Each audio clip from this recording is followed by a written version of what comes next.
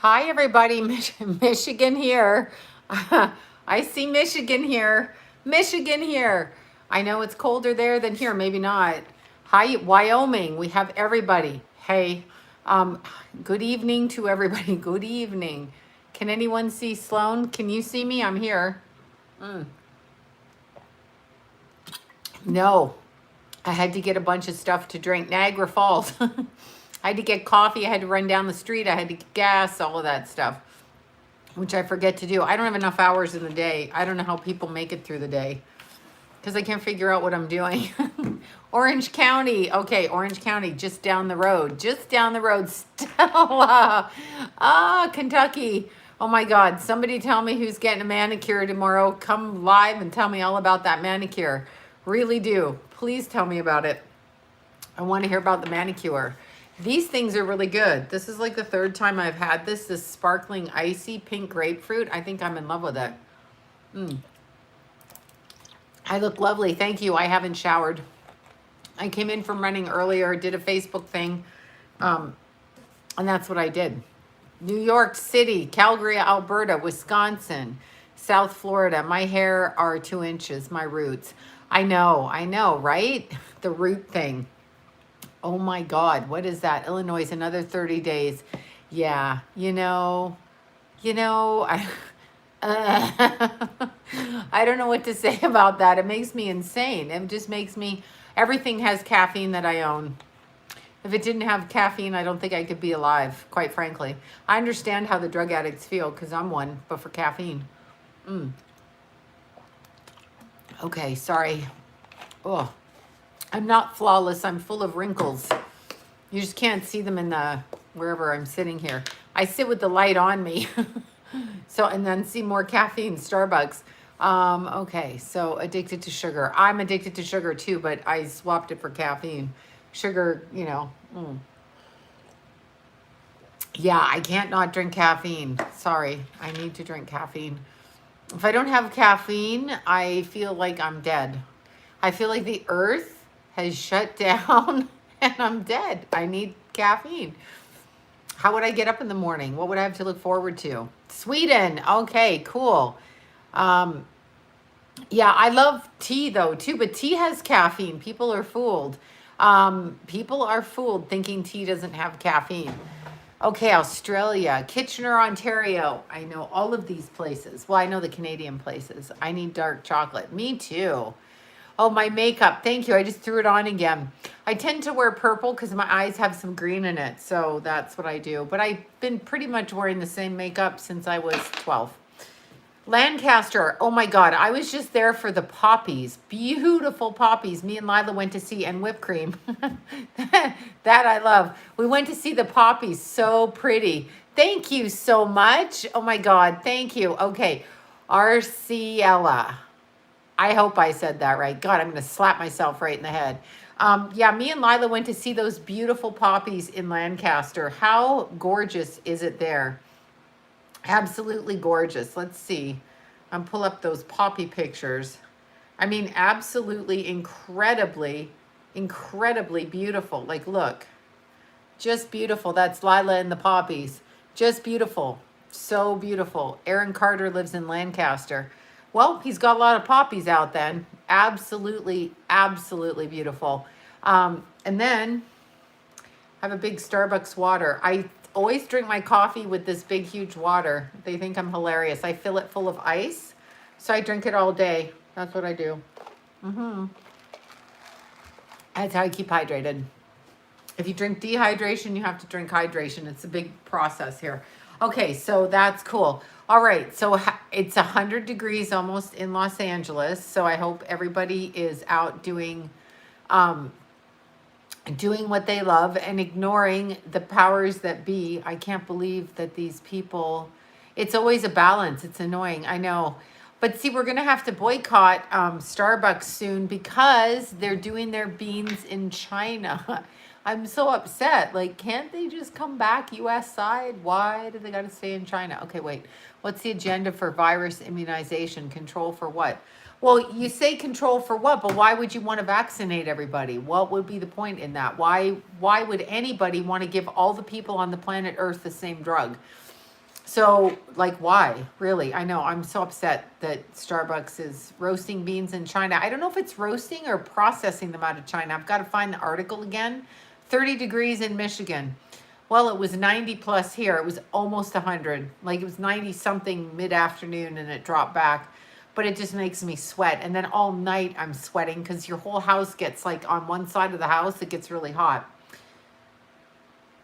Yeah, and then on the second floor, really hot. 80s in Iowa. See? Smart.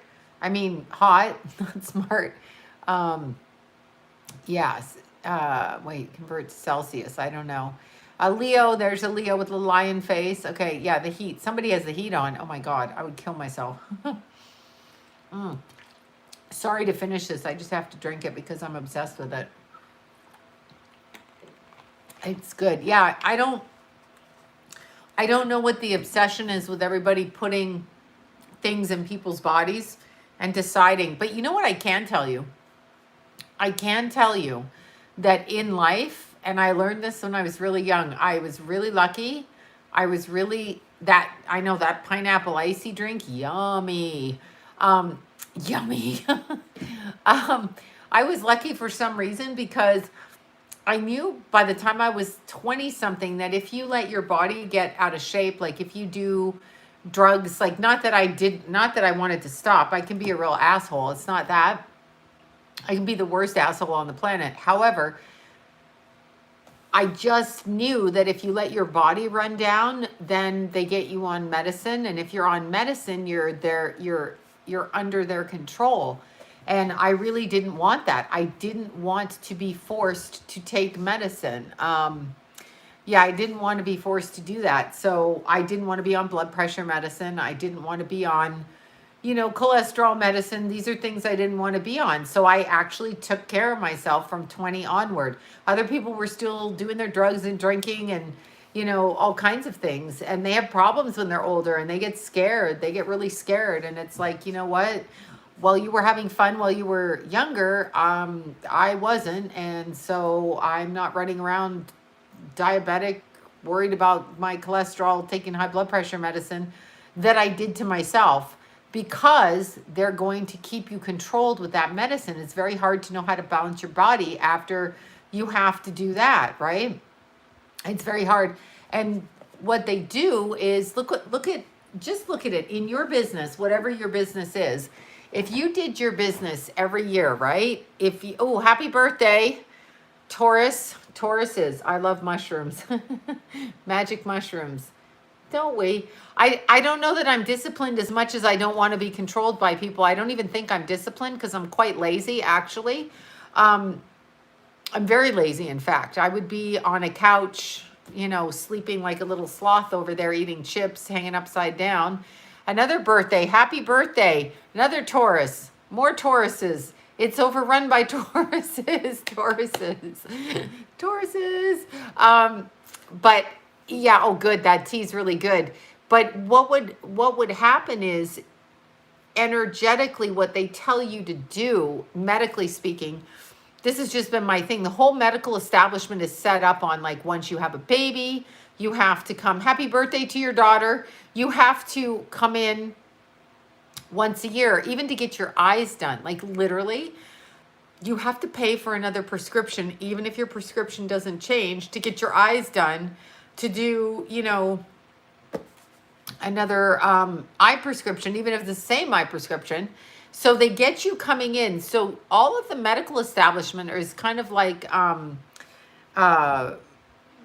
what do you want to call it? It's kind of like ongoing payment plan that they make you adhere to by telling you that it's for your own good. And it's really just a setup to keep the doctors in money so that they can nose into your information as far as I'm concerned. Eye surgery. Well, eye surgery is a bit different.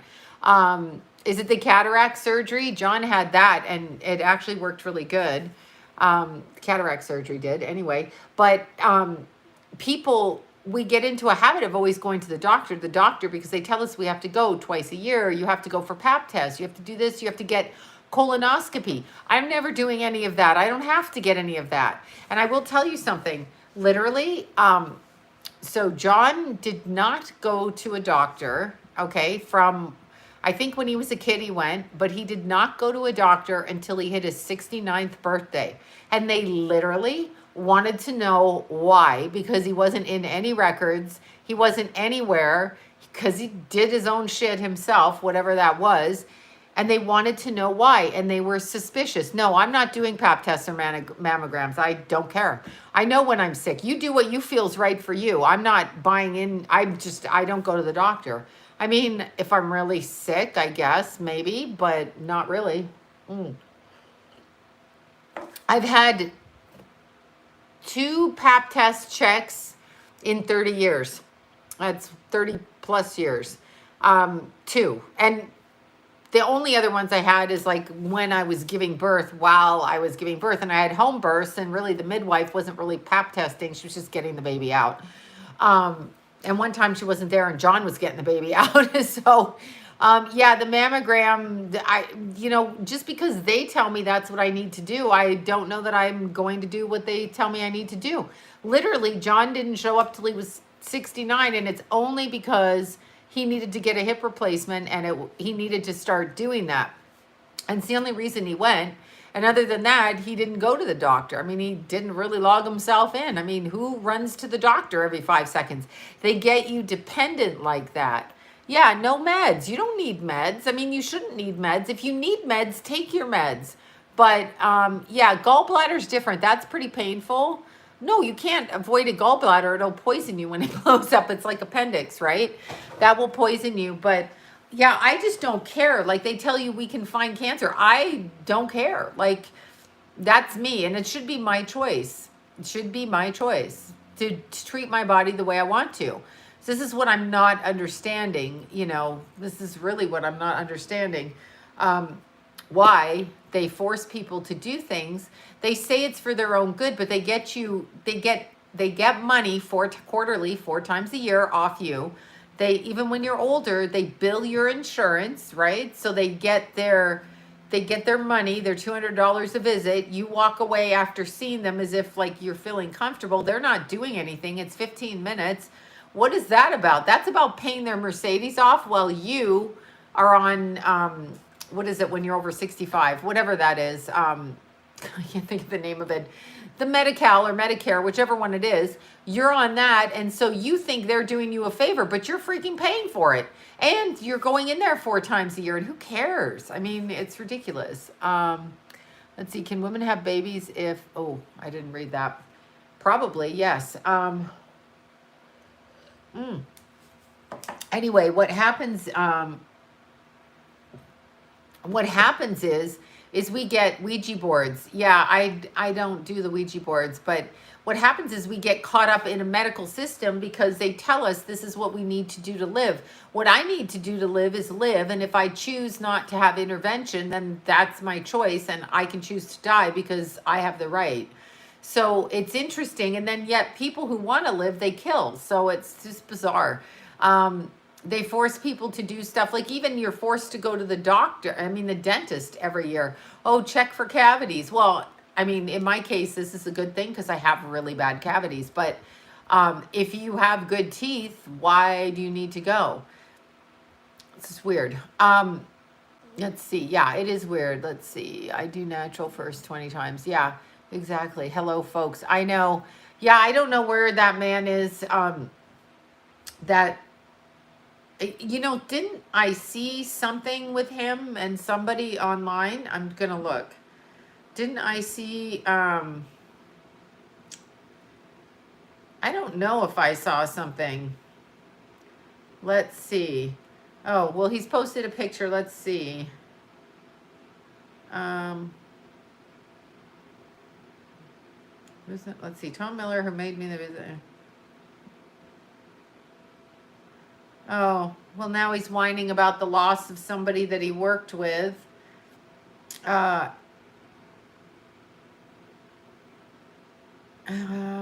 Yeah, he's whining about that.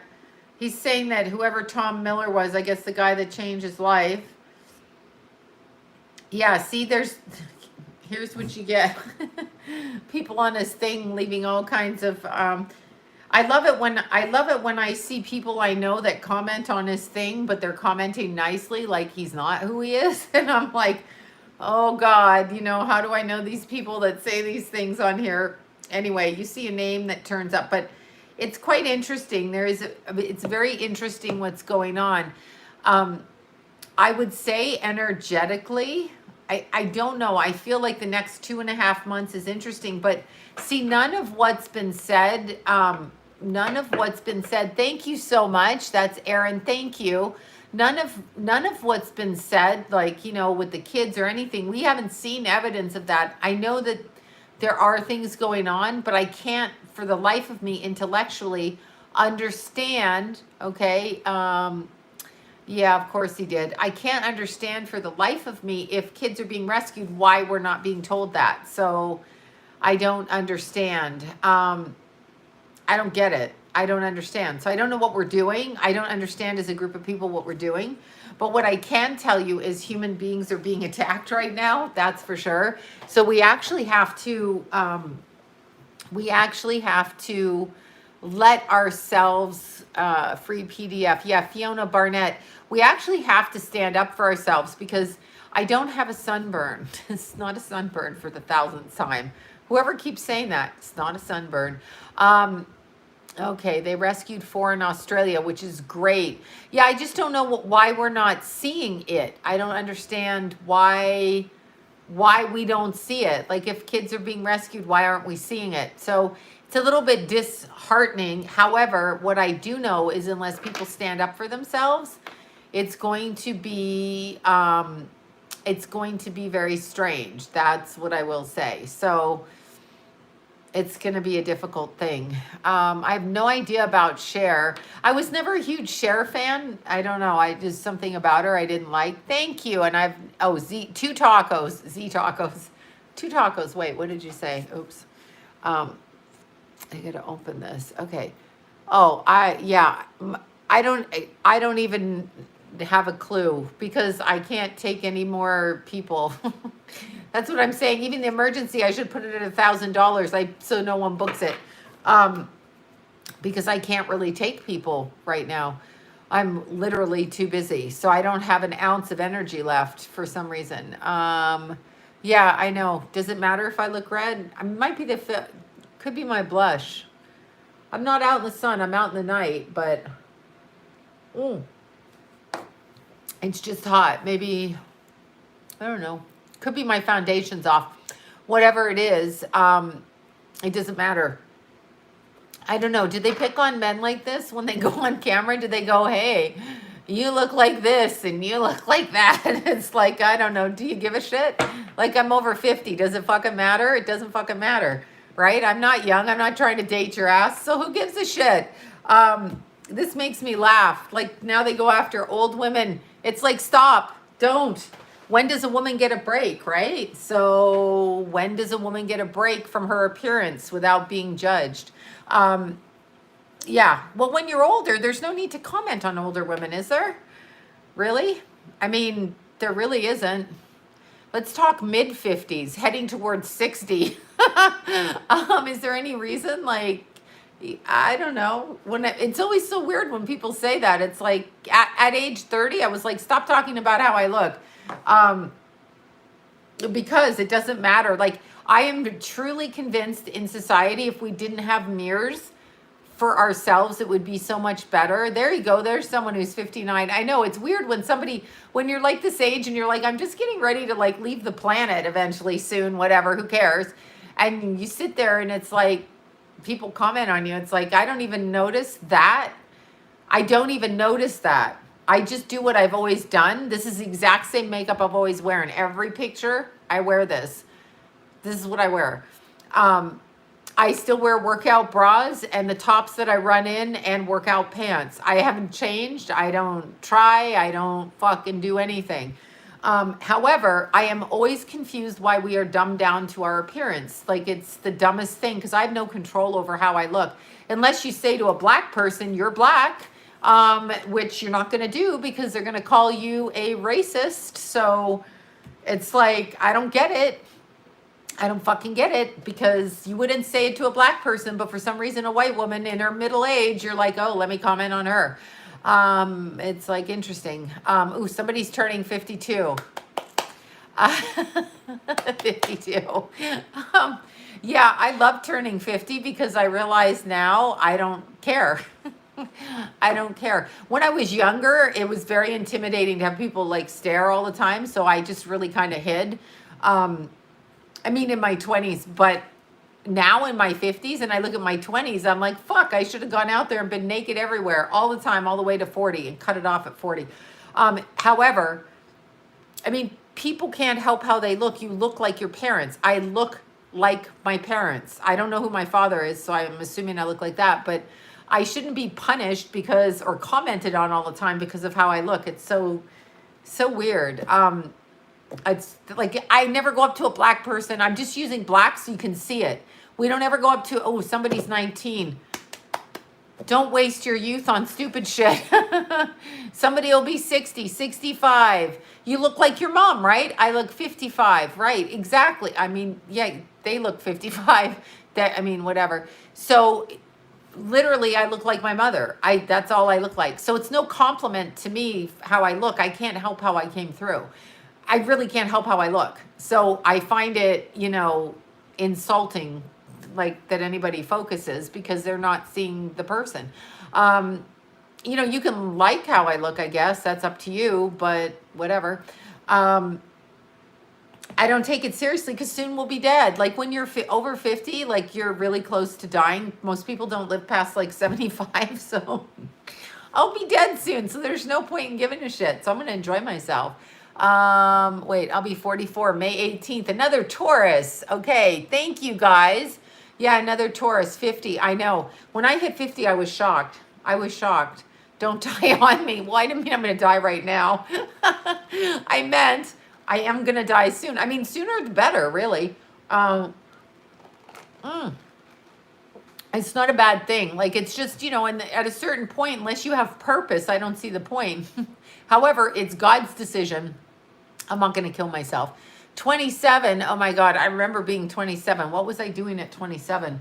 I was doing something stupid, I'm sure. I would love to be 27 again with my brain now, because none of that shit would happen. That wouldn't happen. 37 on May 11th. We got a ton of Tauruses here. Tons of Tauruses. Tons and tons. 34. All of good ages. Women don't even hit their stride till after they've probably reared their children a little bit. Whoever just said they're 54 in September, I'm exactly that in August. So we're the same year, 66. Exactly. But it's interesting because we are taught so much in our lives. Like, it's difficult for women. It's fucking hot in here. It's difficult for women on the planet. I think men have it a lot. 37 but feel 65. Okay, come on now, Miss 37. 37 is great. 38 is lucky. 40 is amazing. 42 is even better. 45, 46. That's when I felt I looked best. Like at 46. I thought I looked really good. Right? Like right then. I liked myself at 46. That's how I like the way that I looked. 49 is great. 50 was great. Oh, twins will be 20. How great. 45. Summer of 69 here. Turning 49. Awesome. 55, but look 33. That's good. 47, feeling 12. I feel literally like a teenage boy at 15 who's just figured out how to drive a car and fuck people. That's how I feel. I'm like, you know what? I'm going to tell you what I think of you, because I'm all that right now. I feel like literally I'm a teenage boy inside. 67, but look 55. Awesome. 41-year-old Scorpio. You know what? When people comment like, oh, I used to have this bitch friend, and she used to say all the time, because we were on camera together, and she was such a C word, right? But she used to say, oh, people always think that you've like had a nose job, which again, I have not. But anyway, she would say people think this, but it was always people. She would never tell me which people. It was really her, right? It took me a while to figure this out. women need to stay away from other women like that. You really need to, because they fuck with your head. So we spend so much of our young life worried about how we look. And then when you get to a certain age, you don't care. And then people bring you back to it. It's like, that's so weird. So it's just so weird. Okay, there's somebody, 11279. Okay, you're a baby. I can't even add what that is. Another Taurus. Okay, May 22nd, almost Gemini. 55 is not old. Okay, depends who you're talking to. But you know what? As long as you're alive. And actually, technically, we're all old because we're souls reincarnated. July 14th, 77. My Jason is a July 14th. My Chirpy Chirpy is July 14th, but he's a 92, not a 77. Technically, our souls are all old because we reincarnate. So we could be very, very, very, very, very old. Like I could be 5,400 years old. 73 Scorpio there. Birthday was Wednesday, 42. Awesome. Sag in 69. Amazing. Sages are always, I'll say this, they're infantile in their energy. In other words, when you hit 80 and you're a Sag, they're the ones having fun in the room. They're the ones doing all kinds of shit. Sages, you know, Capricorns get really younger when they get younger. People just get really, really, like, it's fun, right? Like people get different. Cancers get cranky when they get older. Aries are always fighty. Tauruses, there's a July 15th. Capricorns age backwards. So Capricorns are serious when they're 54 in August. There you go. I'm 54 in August too. Capricorns are always Pisces 64. I'm assuming you mean age 64, not born in 64. 34 on August 25th, Virgo. Okay. December 76, Sag. Awesome. July 6, 98. Not always fighty. Well, maybe the girl ones aren't. I married Aries, two of them, and they're fighty. Of course, one of them is older than the other one and very fighty. And I don't know about the first one because I ran away from that one because he was fighty when he was younger. So I was like, come out of here. Sages, I love Sages. Tauruses are interesting. Tauruses can grow. When they grow, I find them interesting because they have a wealth of knowledge about how to guide people on things. So Tauruses are very interesting. Geminis are pretty much immature their whole life, I feel. Virgos are serious. Like Virgos will work until they're like 106. Like Virgos are like, I'm going to go to work because Virgo is about work. So they work. 52 on April 20th. Awesome. August 10th, 99. 1999. Yeah, that's so great. A Gemini. Love the Geminis. Totally great. So the Tauruses though, Tauruses have, so let's talk about Tauruses since we have a bunch of Tauruses in the room. 54 Aquarius, that's so great. Turning 25, oh my God.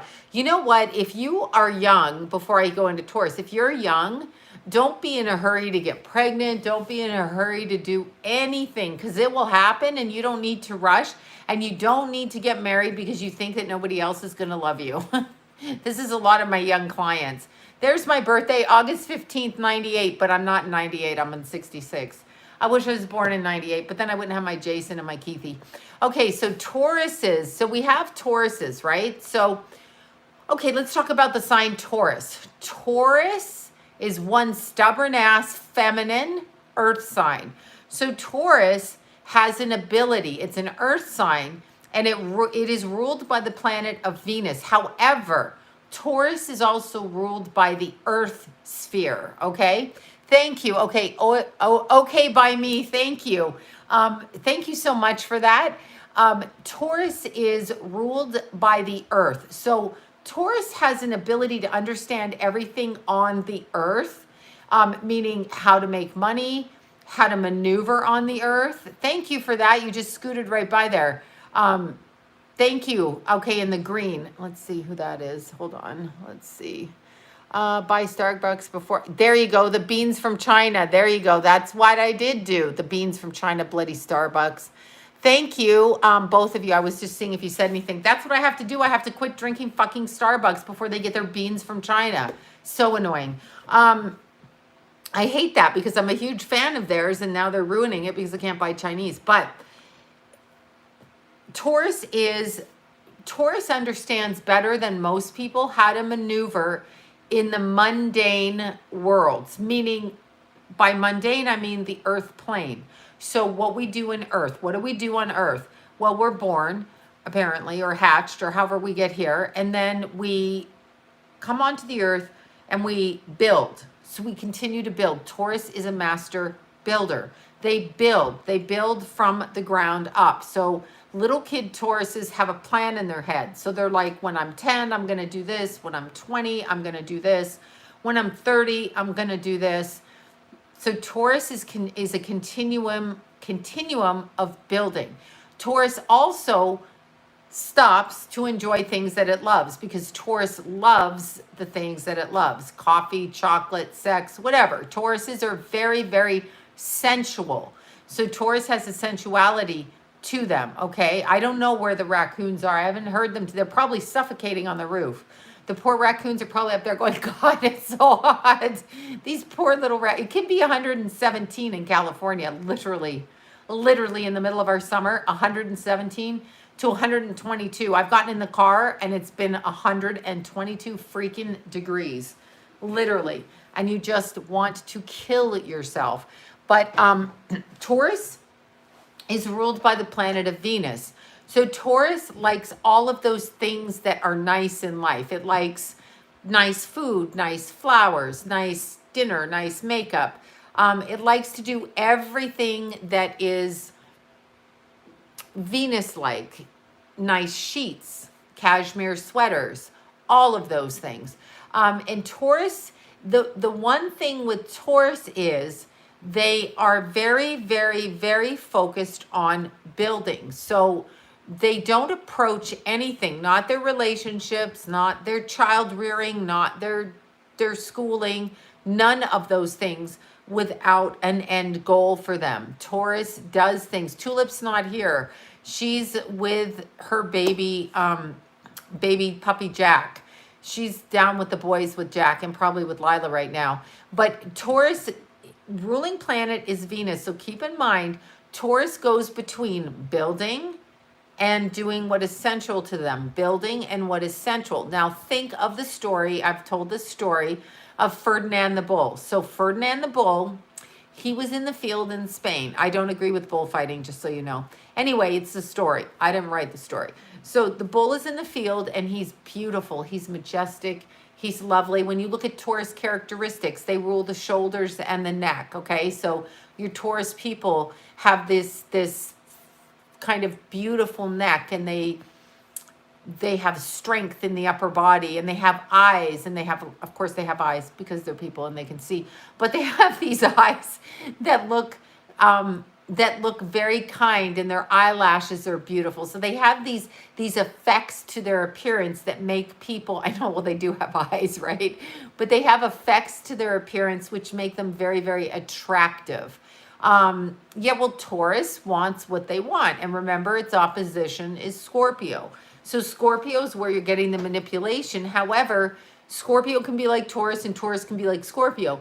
So Ferdinand the Bull, he's in the field and he's beautiful and he's sitting there and he's enjoying his flowers because he's Venus ruled. So he likes flowers and he likes to sit on the ground. Tauruses love to sleep. So Ferdinand's sitting there and he's all, really pretty, and he goes to smell a flower because he's a Taurus. Tauruses love gardening. They love the earth and they love all of that. So he sniffs a flower and a bee gets in his nose and the bee stings him and he goes berserk in the field, like just crazy, like fucking batshit crazy.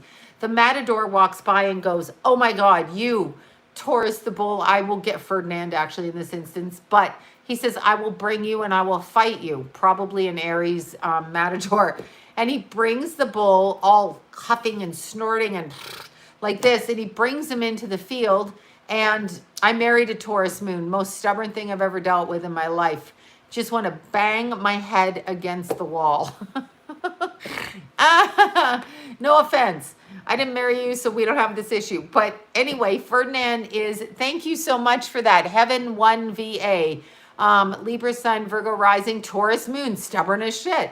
But so Ferdinand, the matador is trying to get Ferdinand to fight, but he hasn't been stung by the bee. So he's just sitting in the middle of the ring while everybody's watching the matador. And Ferdinand's like, I'm going to sit here and I'm going to smell some more flowers. And he doesn't budge. That is Taurus. Oh my God, Taurus twins. I don't even know what to say to that. Run, run. Taurus moon is interesting because it gives the person, oh no, Taurus is so stubborn. Taurus moon drives me batshit crazy because John is a Taurus moon, drives me crazy. He's all about literally scheduling shit. Like, okay, you got to let me know in advance. I got to know in advance. I can't think like that. I show up, and if I want to get in the car and drive to Chicago, then that's what we're doing. I don't have plans. I can't have plans. I don't understand them. I can't take my time to think of things. I've got to just take action when I feel like taking action, or I won't. Drives me nuts. He needs to know this, and he needs to know that, and he needs to do this, and he needs to do that. And I'm just like, And so finally, you know, probably 10 years into my marriage, I was like, I can't do plans. We just have to go. I may or may not show up at the airport. I don't know. I can't. Because it was so difficult for me to have to sit down and plan things. But Taurus moon is interesting because remember, the moon represents your mother. So the person that owns a Taurus moon had a mother that affected them like a Taurus person, okay? So the effect of the mother, it doesn't matter what sign she was, it's the behavior of the Taurus moon was very much, the mother was like a Taurus. So Taurus is a very traditional kind of mother, unless you have bad aspects to it, like if it's opposing the ascendant, if it's got Uranus attached to it, that doesn't count. But if it's just a regular Taurus moon, and depending on the house placement, then your mother was probably very traditional. She probably made you dinner. I have a Taurus North Node. I'll tell you about Taurus North Node. It's a bummer and a bitch, but I'll tell you. But the mother with the Taurus, the person with the Taurus moon's mother was probably very like baked cookies, try to take care of the kid in a quote normal way, right? Like a traditional way. All of those things. So Taurus moon person was raised by somebody that was pretty stable. Excuse me, somebody that, you know, had a certain set of this is what we do. Thank you for that. This is wherever that just went. Okay, so I have to now click this. Okay, Sloan, Maggie here. My son and daughter are 2 years apart, May 11th and 17th. Oh, thank you. 2 years apart. That's sweet. Maggie has 2 Tauruses she needs to run. That's funny because Taurus is very interesting in and of itself, but stubborn as shit. Taurus time is difficult for me. However, because it's very regimented, it's very earthbound. So Taurus understands the earth, the things on this planet. I don't understand the earth. I don't know what we're doing here. I'm very confused. So Taurus is like, you know, if we're going to have a dinner party, we probably need to have extra stuff. We need to be a good hostess. We need to earn money. We need to put gas in the car. Sometimes I'm driving on the freeway and I'm like, did I put gas in the car? Shit, no, I'm going to run out of gas. Taurus person isn't going to do that. Taurus person has extra gum in their purse. Taurus person has extra clothing in their purse. A Taurus person does all of those things. So they are ready and prepared. I'm a Taurus twin, identical May 12th. Wow, Taurus twins, 2 identical, which means they look alike, which means they look like their mother and father, which means they look alike together. Yeah, so Taurus moon is very, very understanding. The mother, a Taurus moon person, okay, so a person with a Taurus moon, their mother would have said, they're smart on the earth, absolutely. A Taurus moon mother would say something to a daughter like it's just as easy to marry a rich man as a poor man, okay? Even if the rich man had a small penis. See, that wouldn't work for me. I gotta have like money, no, you know, like I'm not going for the money. This is how Taurus I'm not, okay? So I'm going for the physical shit, right? That's what I'm doing. I'm sorry, bitches. I can make my own money. I don't need the man's money. But see, a Taurus mom, a Taurus moon mom would say something, or a Taurus sun mom would say, it's just as easy to marry a rich man. That's what she would say, because that's the earth. That's what we're taught on earth. The perception on earth Mr. Wood, oh my God, I fucking love that guy. You know, my friends sent me that guy's picture, but he's a bit too much. I wouldn't marry him either because he's a bit frightening. And he's dead. He's dead. But he's pretty frightening. Do you like the one? Okay, my friend sent me, I have to find it. Carol sent me the one with Mr. Wood where it says, I'm going to use my hand sanitizer. And his, you know what is where the hands, anyway, it's great. Look that one up, Mr. Wood hand sanitizer. Amuse yourself. I can't stop myself. Okay, I'm stopping. Yeah, I've got a real problem.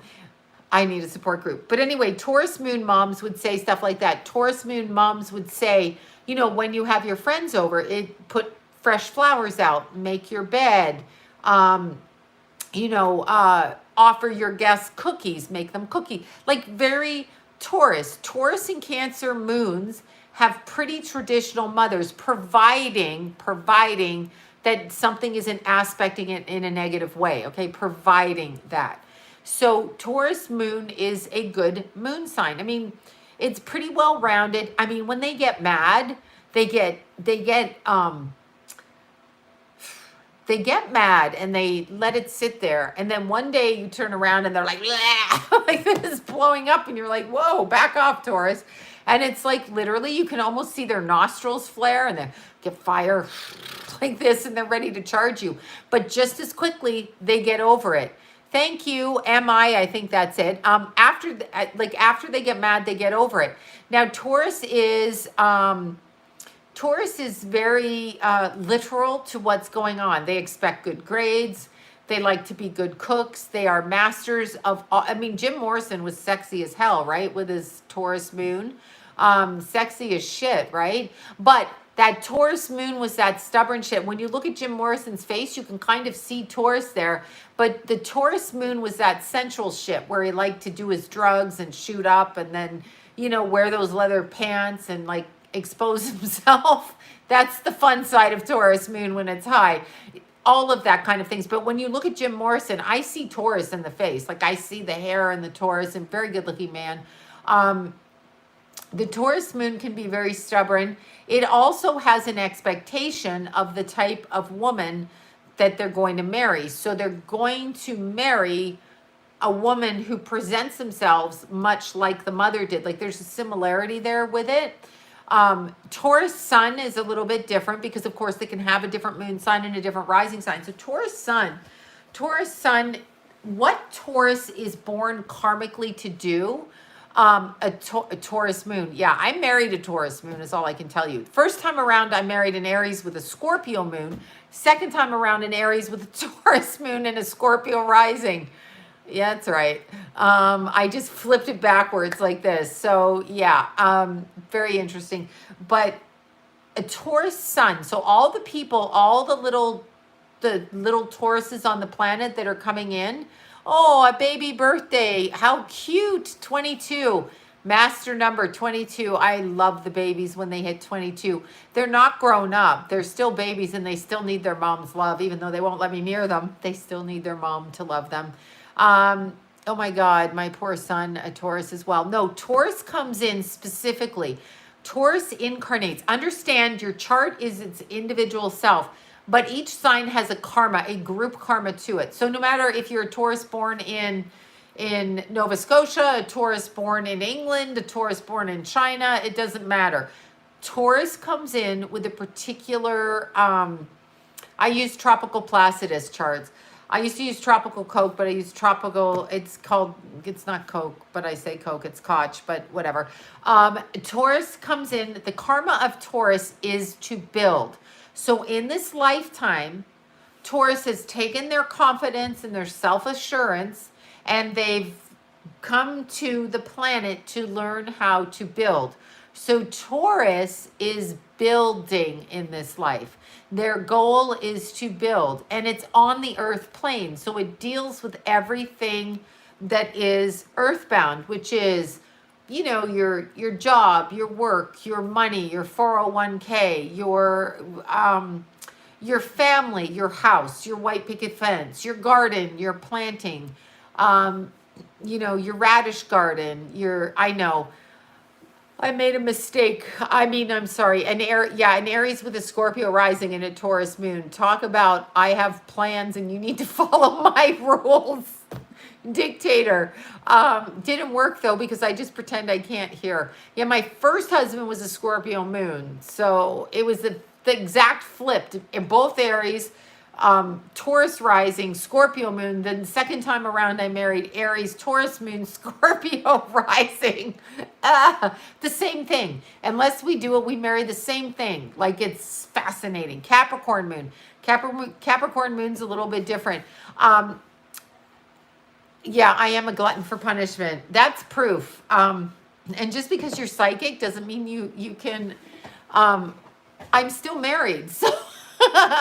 But no woman in her 50s ever needs to get married again. No woman after they've had their children needs to get married. Nobody needs to get married, okay? That's a man thing, man-made thing. You can get married if you want to get married. I don't think there's a need to get married, though. Yeah, I'm not a fan of marriage. I wasn't a fan of marriage when I got married. I just chose to get married. It was an individual decision. The first time I ran the fuck away from the marriage, though, I literally got married and on my wedding night was planning how to get out of there. And I did. So I literally was trying to escape. I'm like, I got to get the fuck away from this. Why did I do this? And psychically, I heard in my head, don't get married. Like when I was going down the aisle in Vegas in my pink spandex, because I was. Anyway, and thank you, Mindy. So I was going to get married in Vegas and it was just me and him. And I heard somebody say, don't do it, like really loud, like don't do it. Right. Yeah, I did. I got married in pink spandex and a tank top with 6-inch heels on. Yes, I did. And just long bleached hair. Anyway, I walked down the aisle or whatever in the chapel and I turned around because I heard somebody say, don't do it. And I was looking and I said, who said that? And they're all like he was looking at me and the minister was looking at me. And I'm like, okay. And I kept hearing, don't do it. The minute I said I do, it felt like somebody slapped me across the face and I knew like, oh my God. So anyway, I ended up getting arrested on my first wedding night and beaten up, but that's a whole other story. So it was fucking crazy. And then 3.5 months later, I ran away from that marriage and then filed for divorce. And that's what I did. Yeah. So anyway, I should have listened to my guide when they said, don't get married. No, don't be sorry. It was great. It was a fun experience. I was determined to do it because I'm retarded. So that's a Vegas story. I got arrested for selling drugs on my wedding night, and it wasn't me they were trying to arrest. There was another blonde woman running around in pink spandex with long bleached hair. They thought I was her. I just showed my driver's license. I was not her. But that was really fun. And then I got arrested on the way home. Totally other story. I should tell you that story. Should I tell you that story? It's so fucking weird. Okay, so I was kind of, I have a first house Pluto, so it's almost like I could be considered a Scorpio rising in a way. And I have a first house Uranus, so I'm like weird when he pissed me off. No, my second was a little white wedding chapel, my second marriage, and that was 30 plus years ago. Yeah, at the little white wedding chapel. I can't even remember where I got married the first time because I blocked it out. I was like, I fucking blocked it out. Anyway, that was like a little slice of hell. But no, so we were on I shouldn't even say this. So we were driving home from Vegas and the first husband was high and drunk and whatever, which was really great. Okay, like it was fabulous. And so I'm driving, and if you've ever driven that road to Vegas, you know, like if there's traffic and shit, you can't do anything. So I was so pissed off, A, that I got married, B, that I was stupid, C, that I got arrested and then let go. And I was so mad, and he was blathering in the car seat, and I was driving, and I was like, you know what? I think, and I swear to God I said this, and I'm not joking you. So I said to him, now, had he been sober, he would have, wait, your first marriage was David? No, my first marriage wasn't David Carradine. No. That's my friend Marina. And that was Not her first marriage, but that was her husband. And his third marriage was my friend Marina. No, this was an unknown person from Canada. I married 2 Canadians too in Los Angeles because because I have stupid Aries radar and Canadian radar with Taurus and Scorpio. It's really fucked up, but I'll keep doing it, right? I'll keep doing it. Anyway, so I'm driving home. I have to tell you this story. Then I'm going back to, he's an unknown Canadian. I was an unknown Canadian, but so I'm driving back to Los Angeles and I'm so pissed. And I'm thinking in my head, how do I get out of this? Maybe I should just like throw him in the desert. And he's so drunk and he's blah, blah, blah, blah, blah in my face. And I'm thinking, I have to put like a pitchfork through his forehead. But of course I'm driving. So had he been sober, he would have figured out how impossible this was to do. I told him, excuse my graphic, but I told him, take your pants off because I'm going to give you a blowjob. Meanwhile, I'm driving the car. So I wasn't really going to do that. This dumbass takes his pants off in the car thinking I'm going to do that, but I'm driving down the freeway. So I pulled over to the side of the road and I said, open the door a bit. And I literally shoved him out the door, shut the door, and drove off down the freeway for 4 miles till the police pulled me over and told me that I can't leave a naked guy on the side of the street. I had to go back and get him. Somebody called it in and the police were there and he said, that's what I thought of him. Anyway, it caused a lot of violent acts when he sobered up and it was a very domestic violent relationship. And this is how stupid he was. I really couldn't be, because I realized just how dumb he was. And I was like, I can't. So anyway, I filed for divorce and that's it. And I had this beautiful roommate. She was also a stripper and her name was Stephanie and she passed away at age 52. She lived with me with, okay, so I was married now, stuck in hell, okay, because this is a choice I made when I was 20, really fucking stupid. And his parents blame me. And I'm like, no, he's an idiot. Anyway, my roommate, Stephanie, who was a dancer, and she was a lesbian and not, but anyway, she lived with her girlfriend with us. So it was me, my husband, Stephanie, and her girlfriend. So when I married him, she literally told me that she would beat the shit out of me if I bailed him out of jail, gave him any money or whatever. So she basically helped me escape that marriage by packing my car, saying run. I literally climbed out the bathroom window of my own apartment that I paid for and took off in the car without a word. I was like, that's it. And that was it. And that was that. And then filed for divorce. And yeah. Anyway, so that's what happened. But that's what I did. And then I went right ahead and married another Aries with the flipped astrologically. But again, then had my 2 children with that Aries. And he was nowhere near like that. Nor was he stupid enough to think that I would give him a blowjob while I was driving. Because that just doesn't happen. Okay, sorry. I'm so graphic. Hopefully my kids aren't listening to this. Okay, back to Taurus, see? Anyway, okay, back to Taurus. I'm back to Taurus. Were you still... I wasn't drunk. He was drunk. I was sober. The point is, I'm always fucking sober, okay? I'm sober. These people have addiction problems. But see, that's called childhood patterning. So I was raised by... alcoholics. I mean, I think my mother was, but I never noticed it. But looking back on it, I think she was. But my dad was clearly an alcoholic. So when I would see a man in a room that was an Aries and an alcoholic, I'd be like, oh my God, please, please marry me. That's called family patterning. And you have to actually evolve yourself. Yeah, I said I married the second Aries over 30 years ago. That's how long I've been married. So there you go. Exactly. Yeah, well, it's a kind of trauma bonding from childhood, but I consider all marriage a trauma bond. No, I have my children and it's fine. And actually, I can say this. John is probably one of my best friends. Although we've been known to, he's an Aries and I'm a Leo, so we're going to argue and fight. But he's intelligent. So intelligence is good. Intelligent, good. First husband, dumb. No, no bueno. No bueno. Oh, I don't know how marriage works. It doesn't. I do. You know how marriage works to me? Now, I'm not. I think my issue, first of all, women need strong men, and there's a lot of weak men out there. There's a lot of men are afraid of being confronted. There's a lot of men that can't argue. There's a lot of men that aren't intelligent. There's a lot of men that want to do what they want to do but don't want you to do, like that double standard. Yeah, I got married at I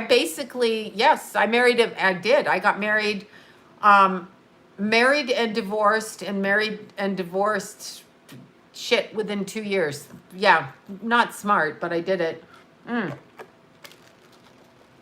mean, I don't know that that's a smart thing to do, but I recognized my kids on this man, so I knew I was going to have my kids. So I went psychic on it. So yeah, so that's what I did. But you know, the first marriage was like a little step into hell. It was like my guide saying, okay, dummy, you think you can control it? Go ahead and do it. And then I was like, what the fuck did I just do? Completely sober. Like straight up sober, I did this. No, here's how marriage works, really, for me. I never split bank accounts. I never did the we're partners things because I don't think you can be partners with anybody.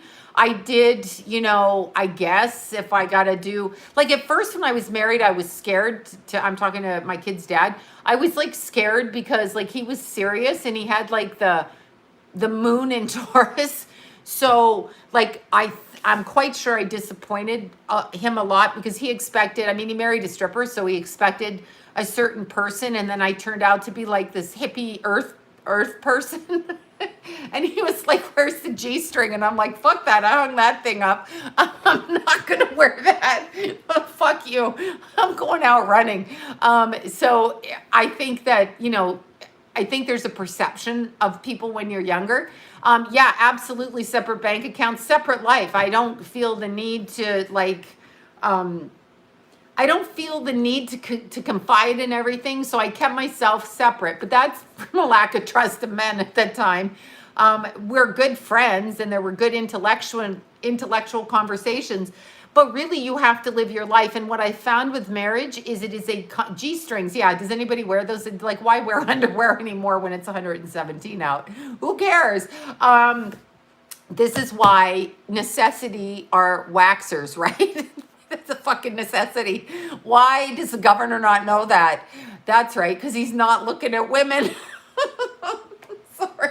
Oh God, I must stop. Okay, so my vision or version of marriage is fighting for independence the entire time. So I had to learn how to ignore all of probably the things that people do in a marriage, which is, oh, thank you, Miss D's BTV. Thank you. Thank you for that. I had to learn how to ignore feeling guilty for doing what I wanted to do the way I wanted to do it. So I had to learn to express myself no matter what. Because remember, when you get married and you're young and you're starting out, they think one way. Women grow and men grow. So people grow different, right? We all grow different. And I married a man. Now, here's the shocker. Here's the shocker. I know these are my press-on nails, you guys. Here they are, red. I never wear red. Haven't worn it in years. However, I bought all the nails at the CVS and the Rite Aid. So I have been there and there. Do men grow? No, you know, men are dumb. Oh God, sorry to the men out there. No, my husband's the same as he was, but for me, I was looking for somebody who would be a good father. So for me, it wasn't so important to other things. I just wanted to know that they wouldn't hurt children. No, I'm not drunk. I don't drink. Are you drunk? No, this is me normally. I'm a lot of fun. I don't need to drink. No, I haven't been married 3 times. Thank God, twice. Yes, these are press-on nails. Oh, you wore press-on nails when you got married. Oh, that was a good idea. I didn't know about them back then. I was doing acrylics. That's what I did. But no, when I got married the second time, I married somebody. No, I'm just, you know what? Please, we're in quarantine with masks and it's going to be 100 degrees out. Why not have fun? No, when I got married, here's the kicker. I married a man. I was 21 when I met my husband, and he was 42. He had a kid that was actually 2 months older than me. You know, that went over well with his bitch daughter, right? That went over super well. Yeah, I know, right? Like, she was actually older than me. And so, you know, it was this is how stupid I am, though. When you marry like that, you marry into a hostile environment where you're trying to get people to like you. They're never going to like you because you married their father. So it's horrible. So it was a horrible, horrible, horrible, horrible family dynamic. One of the most horrible family dynamics that you've ever seen. Thank you for that, Tina. Horrible. So, you know, I make sure, and it's weird. I don't know. The son was lovely. The daughter was the C word. And it was just fucking horrible. I hated the whole thing. However, why did you marry him? Well, because at the time I loved him. What do you mean why? The first husband, I don't know why I did that. That was like I was possessed. The second time I loved him. That was the truth. But love is not enough. Okay, truthfully, love is not enough. Love means nothing. It's important, but it's not enough, because if you marry into a family with a bunch of dysfunctional skanks there, you got the mother that thinks her son's crazy for marrying somebody younger. You've got the daughter who just wants to like own the father, right? So you've got that, and it's horrific. Thank you, Linda. It's horrific. So you don't want to do that to yourself. You want to start out, this is the thing. You want to start off equal in a marriage. So like, you don't want to have money separation or difference. You want to come into it equal. This is what I would say for marriage. You kind of want to come into it in a balanced way. So like, if you're a grad student, he's a grad student, you don't want somebody having, yeah, her father, she was exactly, yes, he was a teenage father. That's exactly right. And then he married somebody younger than his daughter by 2 months. That's exactly right. That's exactly correct.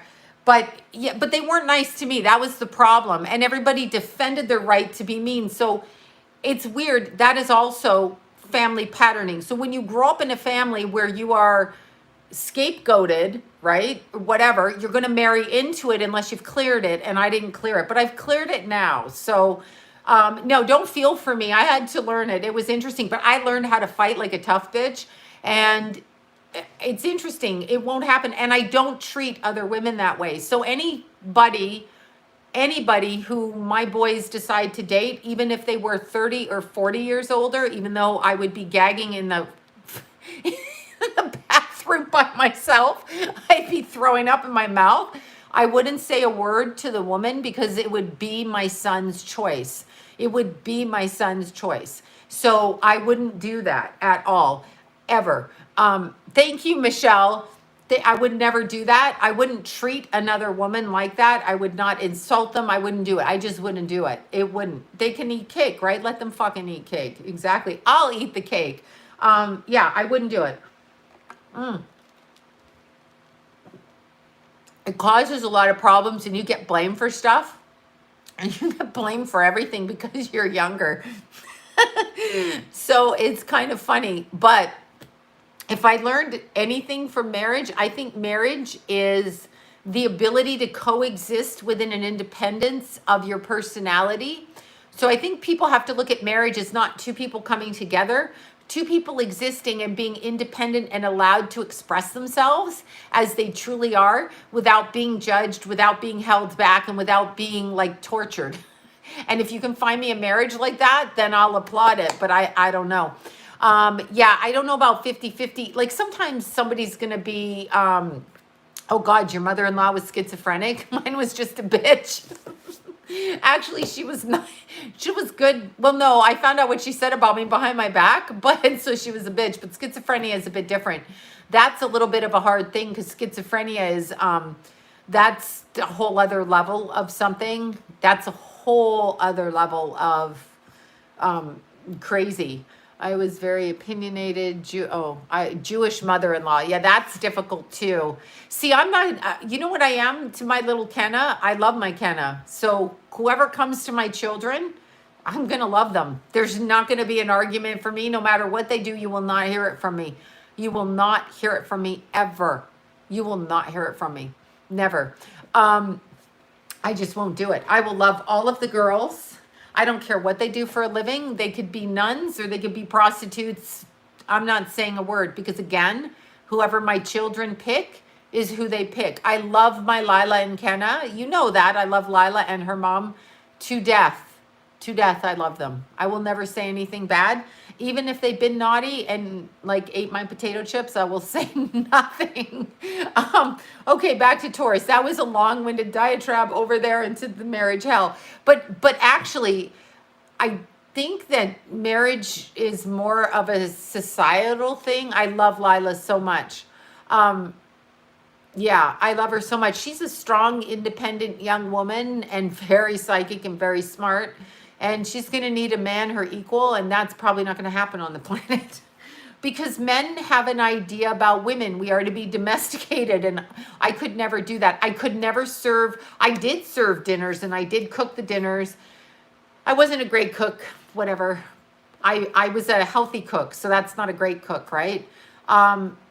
I married because I wanted children and I was in love for the bazillionth time. So I married, but quite frankly, I don't know that, like, I never encouraged my kids to get married. I'm like, you can live in fact, living in a separate house and having somebody you sleep with and not being around them is probably a good thing because they don't bug you. I would get very bugged. I would get very bugged, very bugged. I'd be like, pick your fucking socks up. Stop hoarding. Taurus moons love to collect things. They have collections of things. Taurus moons collect, okay? Taurus anythings collects because they love the earth realm. Stop asking if I'm still married. I already answered that question. I said, for over 30 years. Hello. No, I love people. Who said I didn't love my husband? I just said at the time I got married, somebody asked, who says this? I don't know. After you've been with somebody that long, you ask them the question. Yeah, who don't? Of course you love people. You love people. I've already answered that question. Stop asking it. I've answered it 55 times. So here's the thing. Taurus moon, Taurus sun, they'll always collect. Taurus rising, collection. Because Taurus rules the earth sphere. So they like to collect. They feel comfortable. Taurus loves rocks. Taurus loves flowers. Taurus loves your husband, not people. I love all people. Of course. Yes, exactly. Yeah, 30 years next August. I know, right? When someone asks you, do you love your husband? You're like, yeah, whatever. You've been with them 30 years. I don't know what to say to that. Yeah, of course. Whatever. I would have killed him if I didn't, right? Wouldn't you? I mean, come on. Husband, double Taurus is in a marriage. That's funny. But here's the thing. Okay, so yeah, Virgo rising hates clutter, right? Oh my God. Okay, so I have Pluto and Uranus in the first house in Virgo. Clutter makes me fucking crazy. If you get married and you want it to last, make sure that if you're both neat freaks, you're both neat freaks. If you're both not neat freaks, you're both. It's actually been 33 years. And it's not an accomplishment. It's probably, I don't know what to say. Oh God, I gotta stop. He knows how I feel. So, there's no, I tell him exactly, and he tells me. I don't know that either one of us would marry each other again. I don't think that would happen because you grow. I mean, I was much younger, so I'm not going to listen to that shit. I'm not 20 anymore, and I'm not scared. So I'm very aggressive right now. I speak my mind, and I can be responsible for my own orgasms. Damn it.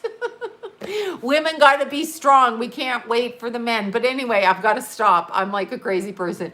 Okay, so Taurus Moon. Now let's talk about Taurus North Node. Oh, no, wait. I'm talking about Taurus Sun first. Sorry. All over.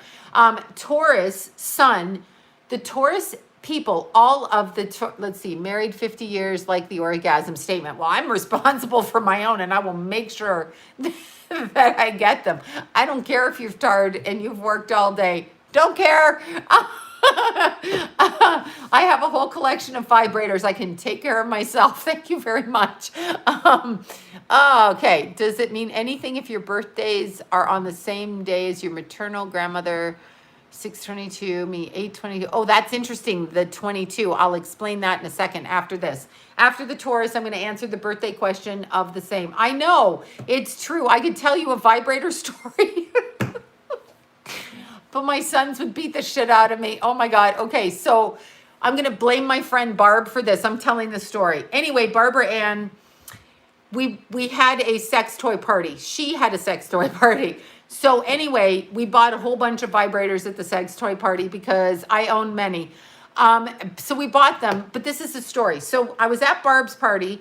It might have been her birthday party or it was Melanie's birthday party. Anyway, they're going to kill me for saying it, but so the lady came and they do the whole sex toy party and they tell you how they work. And like, does it really matter how they work? We're all like, yay.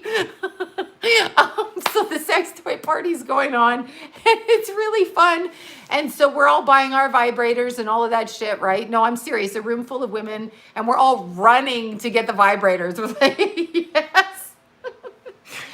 Okay. Anyway, so we went to Canada for Christmas. I did not take my vibrators, okay, because we were happy and we didn't need the vibrators at Christmas. Everything was good. I know the cousins will be really happy to hear what we were doing in their house. Okay, so the vibrators. So anyway, they're all at home, right? Now, here's the funny thing. I know vibrators are great. I don't know why everybody's so upset about them. I'm not a prude. I've never been a prude. Hence the jumping on stage naked. I'm not a prude. But anyway, no, it's not freaky. This is what people do. Please. You can make money doing those vibrator parties too. The sex toy parties. Okay, everybody loves their vibrators. We have names for them. This is what we love. Okay, so I went to Canada. Now, here's the interesting thing. Both Jason and I got that the house would be robbed while we were in Canada.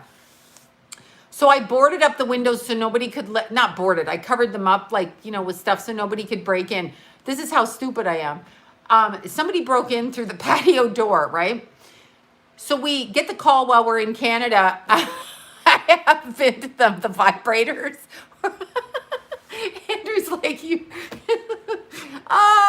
I know the men, like, I love the vibrators. Yes, and dancing naked on stage, but not now, okay? I think there's a cutoff for that age-wise, unless it's in your private house. All right, all of that aside, we went to Canada. Our house got broken into, literally, okay? A car pulled up with a U-Haul, broke in through the porch, came in the front door, unlocked it, literally loaded everything. 3 houses were robbed in our neighborhood, loaded everything into the U-Haul. The vibrator story, I'm telling it right now. Okay, so anyway, loaded it into the U-Haul, drove off. We got a call from the neighbors that our house was broken into. And in fact, it was Anne and John that drove up to feed Tulip, who was in the house, okay? They were feeding Tulip, and Anne called me, and she said, thank you so much. Okay, that's from I can't say the last name. Thank you so much. So anyway, Anne called, and we were in Canada, and she's like, are you home? Because somebody's in your house. And I'm like, I'm not at home. And so I told her and John, her brother, to get away from there. And literally, I said, call 911. The house is being robbed. So we get back home and we had to come, literally had to drive back, not drive back, fly back from Canada, go through Utah. We couldn't get a flight back because the house had been robbed. The doors were wide open. The neighbors were like, shit, your whole back side of the house is open. They smashed all the glass. Okay, so we get there. The police, no, yes. So my sons come in. Now this is in 2010. So we're in 2020. So Jason's 17, 18. Keithy is 4 years younger than that, 3.5. So the police come to the house. We're looking at all the stolen stuff, right? So the TVs are gone. The computer, well, not my laptop, but other stuff. So I run upstairs. Fuck the jewelry. They stole my wedding rings. Because I don't travel like Christmas with all my stuff, right? They literally moved the mattress. I hid it under the mattress. They found it. Anyway, I go upstairs. I open my bedside drawer. All my fucking vibrators are gone. I come flying down the stairs. The cops are there. And I'm like, they stole my fucking vibrators. 12 of them.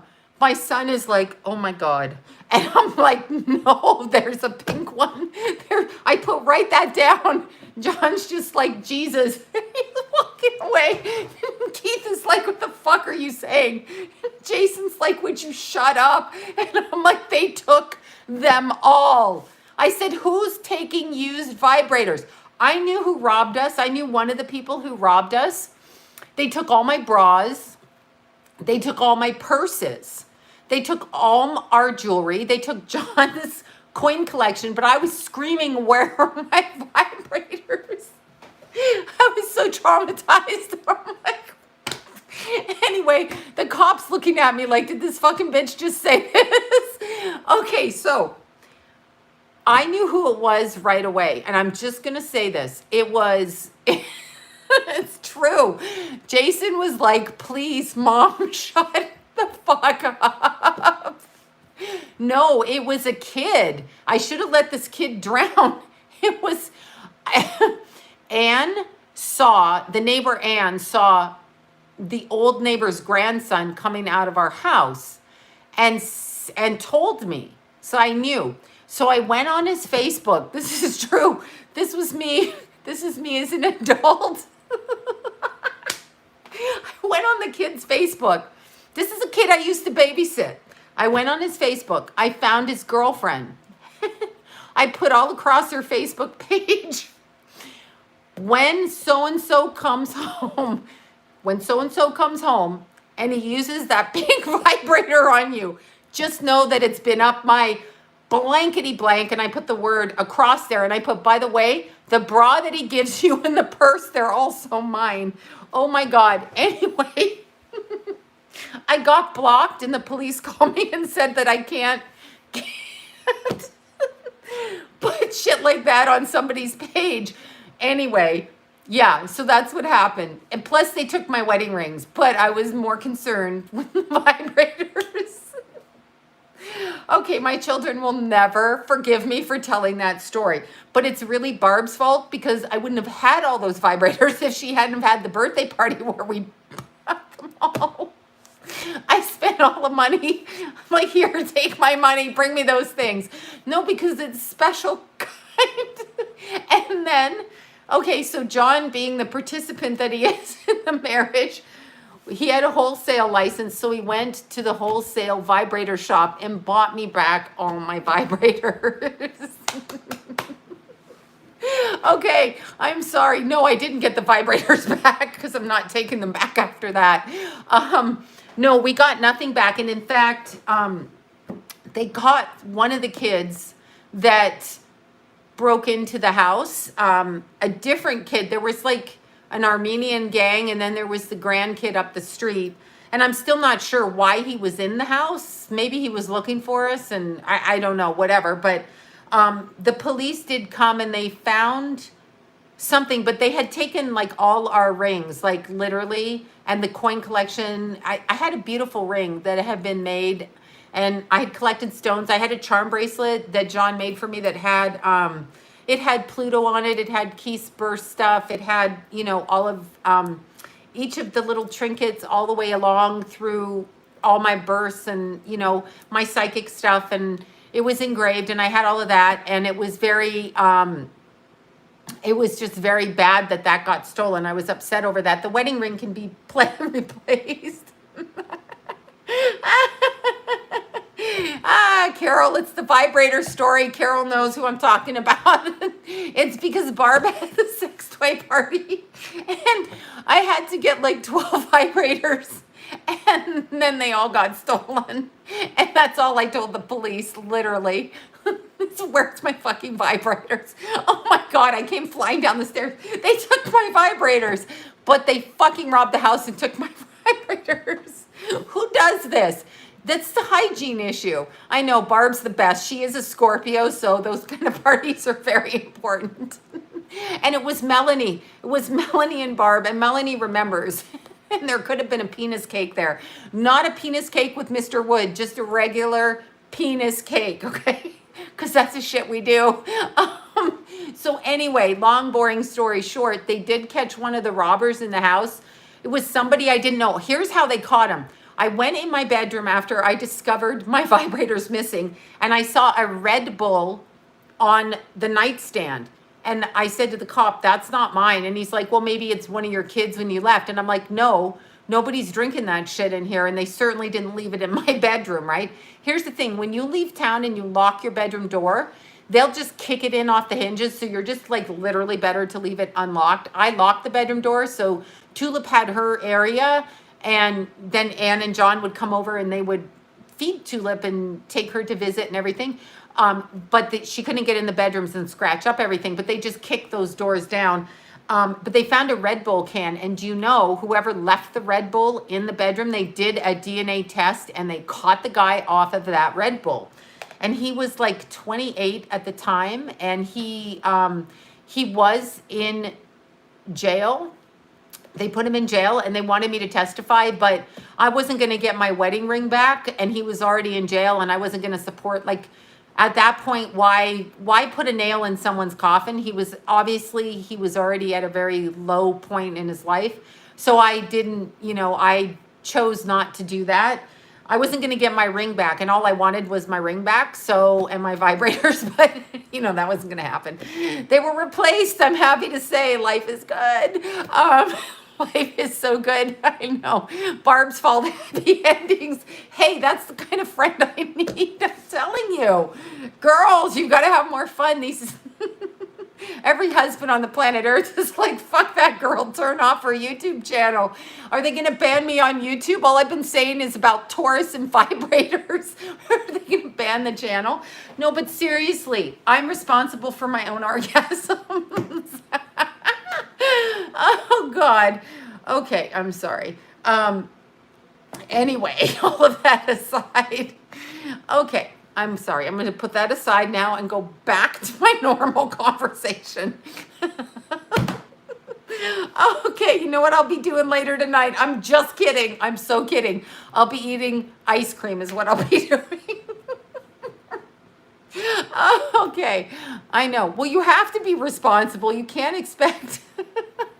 Oh, there you go. There's somebody that's a cam model. There you go. Bravo. Yeah, you guys, your business is picking up now. And I say congratulations on that. I know. My poor sons. It's not like I haven't seen shit in their room, okay? Please, if you raise boys, you know what I'm talking about. I know. I do think like they were like, whoa, did she just say that? But they asked me what was stolen. So you need to know what these fuckers stole, right? Seriously. What am I supposed to say? They took the toaster? Fuck the toaster. No, but I said the wedding rings too, okay? I did. Okay, so karma of Tauruses when they come on the planets. See, Taurus, I just described a Taurus. Let's see, my hubby wants to be responsible. Of course, he should be responsible too, but you can only wear a man out so much. Like, what are you going to do to the man all day long? Like, after the third time, what if he's on a business trip? Right? You're responsible. What if he's tired? What if he has the COVID virus? What if he can't get up because he has the COVID toes? I'm sorry. Okay, I'm stopping. I'm going to be serious. This happened to me in school, okay? This would happen to me I would start, and then I couldn't stay in the class. I had to be kicked out. Okay, so let's go back to Taurus. So all Taurus suns, oh my God, I got to stop reading. What if he has a heart condition? You're going to kill him for... No, John is responsible for my orgasms all through the marriage too, but that doesn't mean that men don't like vibrators. Sometimes men like the vibrators and like to be responsible, but ultimately we are responsible. We got to learn our bodies. That's the happy secret too. I never got my rings back. What I did is I don't have it on now because my fingers are swollen, but I bought a nice ring for under... I picked a nice ring out for under $200, not the cost of my original wedding ring, which was a shitload of money, and that I feel really bad about, okay? But I picked a nice wedding ring out that I could wear, that if somebody stole it, it wasn't going to do that, like destroy me like that. So, and they also took the wedding ring I got John, right? They took that wedding ring too, and they took his baby ring. They took all, thank you, Cassandra. They took all of those rings and all of the jewelry and the coin collection. So they got about $70,000 worth of stuff. But here's the weird thing.